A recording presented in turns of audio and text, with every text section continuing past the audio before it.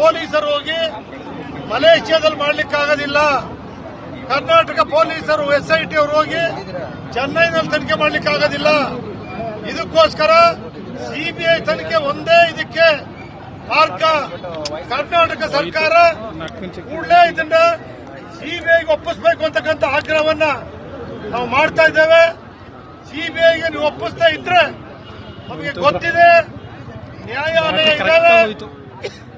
ನಾವು ಸಂತ್ರಸ್ತೆಯರಿಗೋಸ್ಕರ ಅವ್ರ ರಕ್ಷಣೆಗೋಸ್ಕರ CBIಗೆ ತನಿಖೆ ಮಾಡುವ ಮೂಲಕ ಸಂತ್ರಸ್ತೆಯರಿಗೆ ರಕ್ಷಣೆ ಸಿಗಲೇಬೇಕು, ನ್ಯಾಯ ದೊರಕಲೇಬೇಕು. ಹೈಕೋರ್ಟ್ ಆಗಲಿ, ಸುಪ್ರೀಂ ಕೋರ್ಟ್ ಆಗಲಿ, ಉಚ್ಚ ನ್ಯಾಯಾಲಯಕ್ಕೆ ನಾವೇ ನೇರವಾಗಿ ಹೋಗ್ತೇವೆ. ಆ ಕೋರ್ಟ್ ಇದ್ದಾರೆ CBI ತನಿಖೆಗೆ ಆದೇಶವನ್ನ ಮಾಡತಕ್ಕಂಥ ಕೆಲಸವನ್ನ ಮಾಡೋವರೆಗೂ ಕೂಡ ನಮ್ಮ ಹೋರಾಟ ಮುಂದುವರಿಯುತ್ತೆ. ಇದಕ್ಕೆ ಕರ್ನಾಟಕ ಸರ್ಕಾರ ಕೂಡಲೇ CBI ತನಿಖೆಗೆ ವಹಿಸಬೇಕು.